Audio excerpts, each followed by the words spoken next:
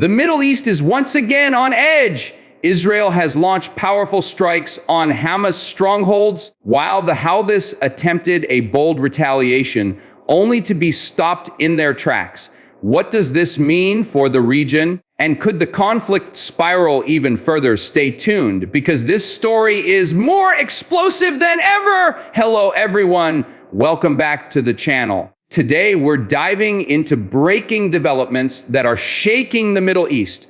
Israel has launched a series of targeted strikes on Hamas strongholds, signaling an escalation in the ongoing conflict. At the same time, the Houthis, a group based in Yemen and known for their growing military capabilities, attempted a retaliatory strike.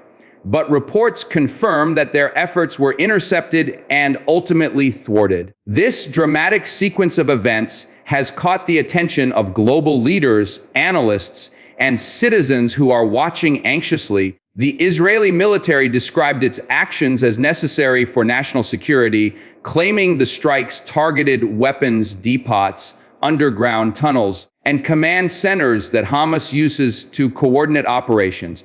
On the other hand, Hamas is accusing Israel of indiscriminate aggression and vows to respond with even greater force. Meanwhile, the Houthi retaliation attempt, though blocked, highlights a dangerous trend: regional conflicts spilling beyond borders. The Houthis have long positioned themselves as part of the so-called axis of resistance, aligning with Iran and groups like Hamas and Hezbollah. Their failed strike raises questions about how deeply they are willing to involve themselves in the Israel-Gaza confrontation.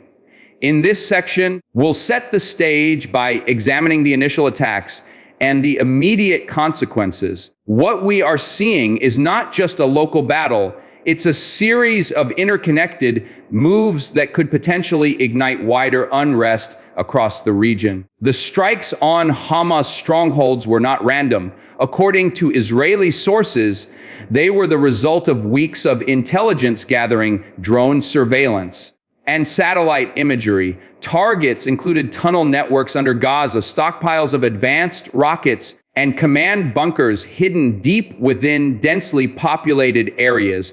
Israel claims these facilities were being prepared for a massive offensive, possibly with assistance from external allies like Iran. This level of preparation reflects the increasing sophistication of Hamas military strategy. But what really shook observers was the speed and scale of Israel's response. Within hours of detecting threats, precision-guided munitions and air-to-surface missiles were unleashed, leaving behind massive plumes of smoke and widespread damage. On the ground, Hamas media outlets released footage claiming civilian casualties, accusing Israel of collective punishment. This claim is fueling outrage across Arab nations and stirring calls for international intervention. The international community is divided. Some countries are urging restraint, while others are quietly supporting Israel's right to defend itself. Humanitarian groups, meanwhile, warn of yet another looming crisis for ordinary civilians caught in the crossfire. These dynamics are critical to understand because they underscore the pattern: military action from Israel, retaliatory threats from Hamas, and international condemnation that rarely leads to lasting peace. Each cycle leaves deeper scars, and each strike carries the risk of triggering broader instability. The Houthi retaliation attempt adds a dangerous layer to this unfolding story. Based in Yemen, the Houthis have become a formidable force, largely due to Iranian support in terms of training, funding, and advanced weapons technology. They have successfully targeted Saudi Arabia and even attempted strikes near the Red Sea in the past. This time, however, their attempt to retaliate against Israel was thwarted, reportedly by a combination of missile defense systems and international naval cooperation. According to early reports, the Houthis launched drones and possibly long-range missiles intended to target strategic Israeli sites. But before they could reach their targets, advanced air defense systems, including the Iron Dome and support from allied ships in the region, neutralized the threat. Analysts say this is the first clear sign that the conflict involving Israel and Hamas could draw in external actors in a more direct manner. The Houthis may be far from Gaza geographically, but their involvement speaks volumes about the regional alignment of forces. By targeting Israel, they send a message of solidarity with Hamas and defiance against the West and its allies. However, the failure of this retaliation also exposes the limitations of their reach and the risks of overextension. The big question now is whether this was a one-off symbolic attempt or the beginning of a sustained campaign by the Houthis. Now, let's analyze the broader regional picture. The Middle East is not just witnessing isolated skirmishes, it's a web of interconnected conflicts. Hamas operates from Gaza, but its funding and weapons often trace back to Iran. The Houthis in Yemen, also backed by Tehran, are seeking to expand their influence beyond their borders. Hezbollah in Lebanon remains another looming threat, ready to intervene at any sign of weakness. What Israel is facing, therefore, is not just Hamas, but a coalition of groups with shared goals of resisting Israeli and Western influence. This explains why Israeli officials are emphasizing the term multi-front conflict in their recent briefings. The thwarted Houthi retaliation proves that this war is no longer confined to Gaza. If Yemen-based forces can attempt to strike Israel, it demonstrates how regional actors are testing the limits of Israeli defenses. For the United States and its allies, this development raises alarm bells. The U.S. Navy has already increased patrols in the Red Sea and Eastern Mediterranean, signaling readiness to defend its interests and allies. Saudi Arabia, despite its complicated relationship with both Israel and Yemen, finds itself in a precarious position as the conflict escalates. All these threads point toward a potential scenario where localized clashes evolve into regional escalation, dragging multiple countries into direct confrontation.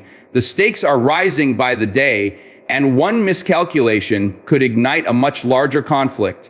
One of the most concerning aspects of the Israeli strikes on Hamas strongholds is the humanitarian toll. Gaza is one of the most densely populated areas in the world, and any airstrike, no matter how precise, risks harming civilians. Initial reports suggest damage to civilian infrastructure, including residential buildings, schools, and medical facilities located near targeted areas. Israel maintains that Hamas deliberately places its military infrastructure within civilian zones to shield itself from attacks, a tactic condemned by human rights observers but difficult to prove.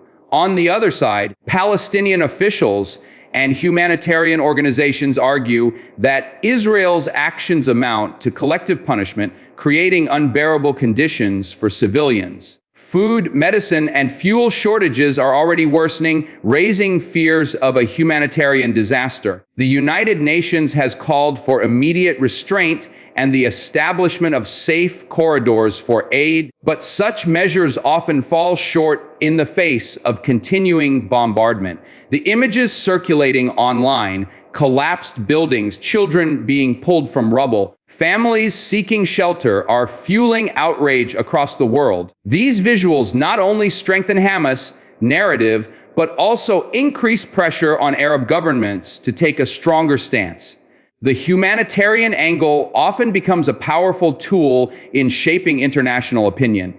And while Israel insists it is targeting military objectives, the collateral damage threatens to undermine its strategic and diplomatic position. This dual narrative, security versus human suffering, lies at the heart of global debates over the conflict. Another important dimension is the role of technology in this conflict. Israel's Iron Dome system has proven its effectiveness time and again, intercepting incoming rockets and drones. In this latest episode, it played a crucial role in stopping Houthi strikes before they could cause significant damage. But Israel is not just relying on defense systems, it has also deployed advanced drones, cyber capabilities, and precision-guided weapons to carry out its operations. Hamas, meanwhile, has been improving its arsenal, reportedly acquiring longer-range rockets capable of reaching deeper into Israeli territory. The Houthis have demonstrated their ability to use Iranian-designed drones and ballistic missiles, which adds another layer of complexity to Israel's defense calculus.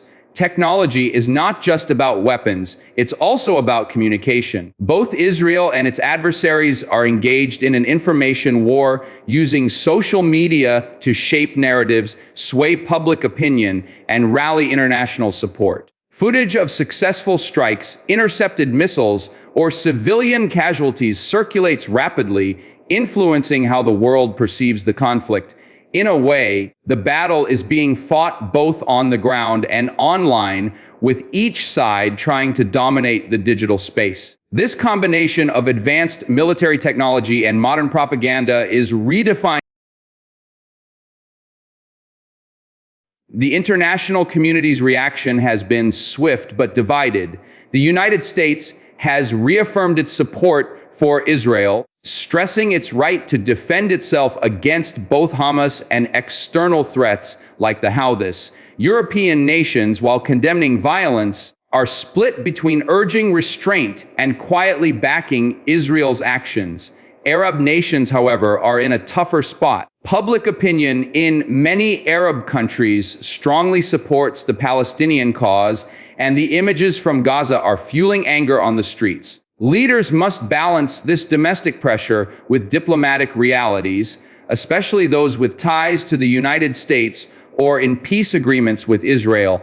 Iran, unsurprisingly, has praised both Hamas and the Houthis for their resistance, framing them as defenders against Israeli aggression. The United Nations Security Council has called an emergency session, but as history has shown, achieving consensus on this issue is nearly impossible. Humanitarian groups are pleading for a ceasefire to prevent further civilian casualties.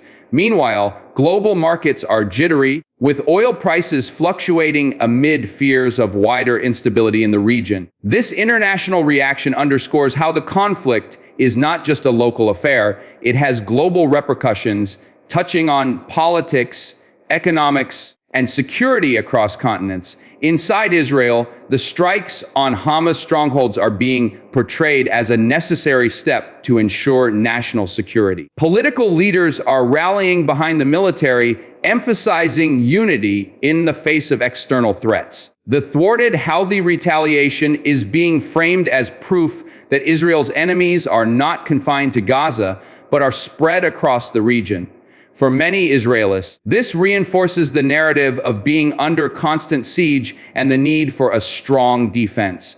However, not everyone is in agreement. Critics within Israel argue that constant military action only perpetuates the cycle of violence and fails to address the root causes of conflict. Some voices are calling for renewed diplomatic efforts, though these remain a minority perspective in the current climate of fear and anger. The Israeli public is deeply aware that every escalation brings with it the risk of a broader regional war, something that could test the limits of even Israel's advanced defenses. Still, for now, the focus remains on striking Hamas hard and deterring other actors like the Houthis from further involvement. This balancing act between defense and diplomacy will continue to shape Israel's internal discourse in the days to come.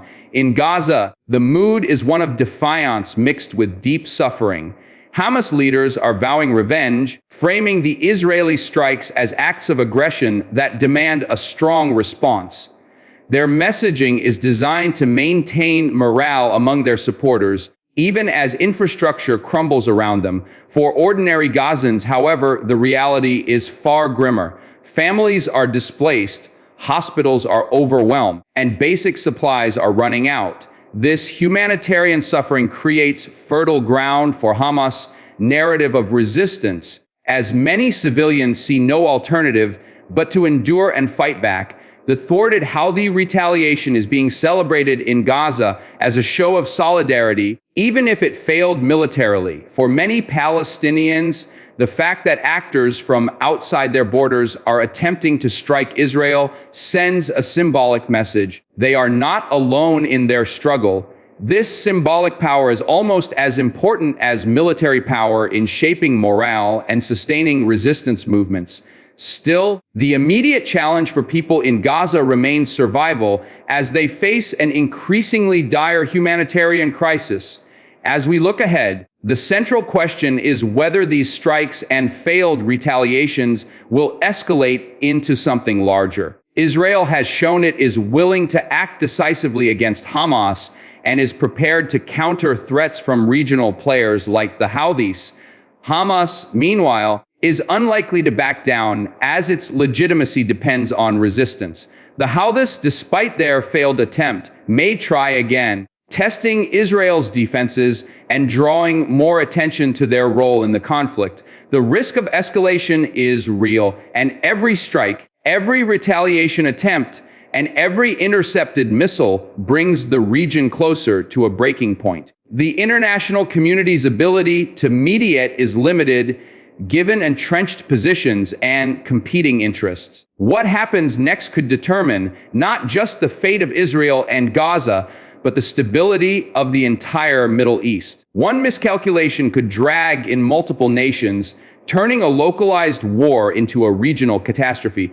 For now, all eyes remain on Israel, Hamas, and the Houthis, watching closely to see who makes the next move. Thank you for staying with us through this deep dive. If you found this analysis helpful and want to stay updated on the latest breaking developments, make sure to like this video, subscribe to the channel, and hit the notification bell so you don't miss our future coverage. Your support helps us bring you clear and time